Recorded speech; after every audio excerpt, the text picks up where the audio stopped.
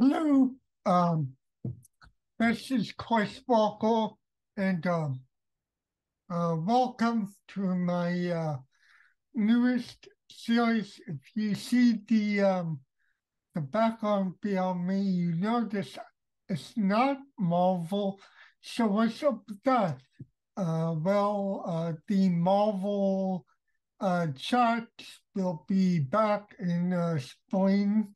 I do plan on doing them starting with this year marks the 30th anniversary of one of my favorite childhood shows, and probably many others too.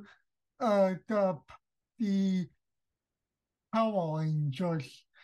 This video is going to be an introductory slideshow as we will get to the down and dirty of talking about the TV shows next week. Uh, but Here's the background. I wanted to do this basically 5 years ago. I didn't have the time to with schoolwork, volunteer jobs, and everything else on my plate. So I kind of pushed that back. And now with the 30th anniversary year upon us, um, I felt it's a great time not to reflect, but to also bring it up to the next generation. So, because I have a niece and is starting to dabble in Power Rangers, um, so this is kind of for Paul and also others, if you would follow along about where it all began the um, and how the TV show got started. This is best way to introduce you. So I prepared a little slide, and it's not gonna be long. So let's start. Now, obviously, I thought of a pretty cool title. As you can see, we have the 30 years logo on top, and I wanted to call this Power Rangers 30 years, 30 seasons, just to uh, start it off. But then I thought that might be too obvious and a little too dull, actually. So I went and changed it to Power Rangers 30 years and beyond. So let's begin. So what I what I plan to do is I plan to um, each time when you see that, each time you see it when I started, it'll probably say the name of the TV show, and then I will have like a little history about it. Um, so I plan to talk about the TV show or TV season, um, the basis of each season, because each of the Ranger seasons have different themes or variation of a theme. Um, the broadcast it was broadcast on which station, the episode count, the cast of characters. Um, I'm going to really focus on the main characters of the show, which is the teenage cast, and of course, time a little on the supporting characters, i.e., the allies, or the villains of the show. Um, and it will get mostly into the villains along with the team of Rangers, uh, who each cast member plays and uh, the color coded uh, costume. Uh, some trivia about the show. Some of the favorite episodes of mine and my comments on uh, those favorite episodes of mine, either having a significant or profound difference on the show overall. And I plan to wrap it up with some thoughts about each season, how I liked it. Um, so let me give you some background material on it. Obviously, uh, the Power Ranger series is based itself on a long-running Japanese kid series known as Super Sentai. Uh, um, what's the meaning of each? So if you break it down, the word super refers to the use for mecha or machine, and Sentai is the Japanese word for task force or fighting squadron, which was a term they used in World War II for the Japanese soldiers. It makes plenty of use in the field of science fiction and or action, uh, and it relies a lot heavily on martial arts. Um, the source of the tokusatsu genre featuring a variety of live action characters and colorful special effects. And those are mainly aimed at families. Um, and when it was brought over here to use as the Power Rangers, which I will talk about in a little bit.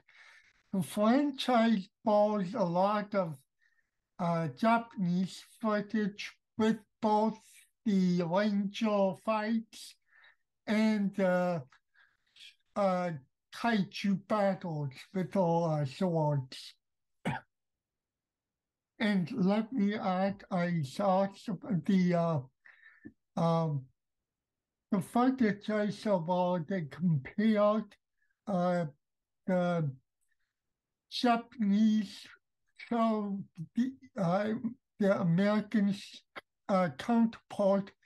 The Japanese show uses a lot more violence that the Japanese audience, that the young audience would probably go for. Um, Lord knows why it was edited here, but basically, if I think to just tone down the violence, because um, and and the offensive language. So, and basically, the brainchild uh, behind this was Haim Saban. Um, and just to give you a little background, he was born on October 15th, 1944. He was an Israeli American and basically uh, came over to the United States in the early 1980s, and along with Shuki Levy, they formed Saban Entertainment, which you would recognize at the end of the 80s cartoons, or with the spinning circle ball at the end with three lines coming through it. That was Saban Entertainment, and they worked on a variety of various 80s cartoons, um, basically composing the music themes to uh, the little Ghostbusters, He-Man, Sheila, and Mask, and one of my favorites, Inspector Gadget. Um, Now a little more about Super Sentai before I go on. He tried to bring Power Rangers to the US as early as 1986, but might have uncovered what I've read through the wiki, the Ranger wiki and Wikipedia sites and others is they tried to bring the Super Sentai much earlier than that. In fact, Super Sentai was owned by the Toei company at the time, and they started off with two shows. Then they wanted to bring more of like an American audience in. So they partnered with Marvel Comics, and it was because of a fluke, a unique fluke that the series, which was going on for like a few years at that point, basically like 3 or 4 years in Japan, launched a Sentai series that even existed today. They acquired the rights to Spider-Man, made a Japanese show around it, but for some particularly weird reason, they gave Spider-Man a sword. Uh, yeah, I know it's really weird. You can YouTube it, but that was a unique fluke that uh, the Toy guys came back and uh, created the third series, like Battle Fever J or whatever, used the Zords battles, and it became a big hit. So they tried to bring it in with, they partnered with Marvel Comics, tried to bring it to an American style audience, and it failed.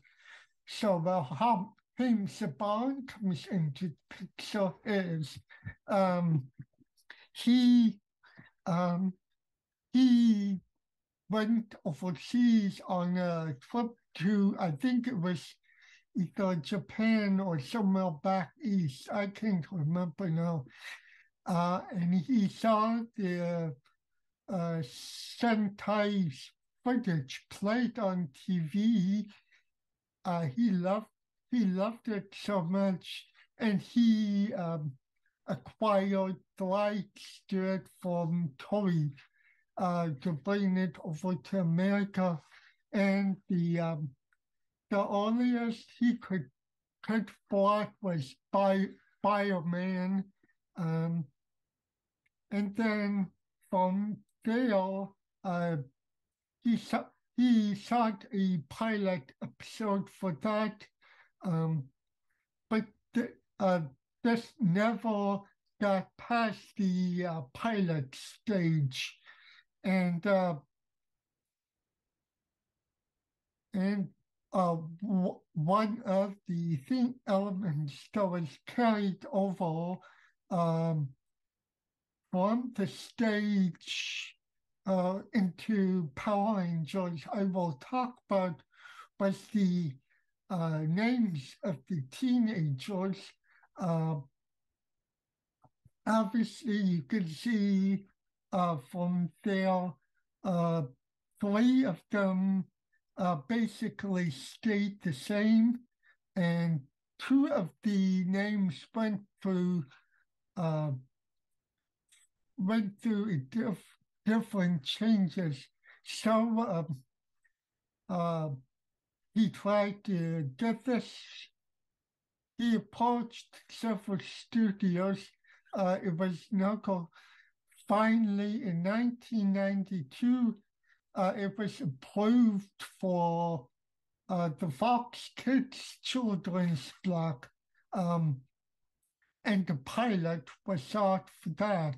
Um, and uh, and because it was 6 years on, another footage replacement had to be done because Bioman at that point was outdated by that time. Um, so they went with the basis which um, was the previous season before that. So that's why I said 1991 to 1992 Japan season. It might have been, when I think about it now, it might have been the 92 uh, Japan season, which was uh, the Zio Ranger. There was always why I said Super Sentai was there was always Sentai in the name. Like I mentioned, the only names that were kept along um, was Zach Taylor, Billy Cranston, and Kimberly Hart. Um, the name stayed the same. The only thing they left out was the E at the end. Um, and then the only two they changed were from Victor Lee to Jason Lee Scott. And then Twainy Crystal became Twainy Kwan. The pilot itself is only a short 16 minutes. Um, and and I put it in here. Uh, I will put the YouTube link inside in the description for anyone who wishes to watch it. Um, because when I talk about season one next time, I will talk about the specific changes that were made from the pilot stage uh, to when it actually aired a year later. Um, so, but uh, and then like I said, it just took off and it became um, and Saban kept use of the franchise, but then uh, the franchise was sold to Disney in 2001 for like 5.3 billion. He regained the rights to it again starting in 2010 um, before selling the rights to Hasbro 8 years later. And as you can see, he sold the franchise to Hasbro for way more than when he did for Disney. Another fact, or this is a fun fact. So basically, Power Rangers was owned by Fox for a while, and then it switched to Disney, and then it went back to Saban, who sold it to another network. But uh, when uh, Disney bought out Fox in 2017, um, there were people going on Twitter saying, "So does that mean the Power Rangers are back home?" Because both Fox and Disney owned them at one point, so it was kind of sweet, kind of, I don't know. Um, so and then here are all the shows, and as you can see, there are a lot we all talk about, and I hope to spend like a week breaking it down, them all down. Um, they had feature films from that. The feature films themselves are different in the fact that, and unlike the TV shows that take the footage from each of the Japanese Sentai series, the films were all original format. And um, and I hope to talk about the film separately. Um, I plan on doing one show where I talk about all the films, the two films based on the series from 1995 and 1997, and then the 2017 reboot from Lionsgate. And you can expect new episodes from me every week. Right? So I hope you guys like my little short. Uh, Sorry for rambling on.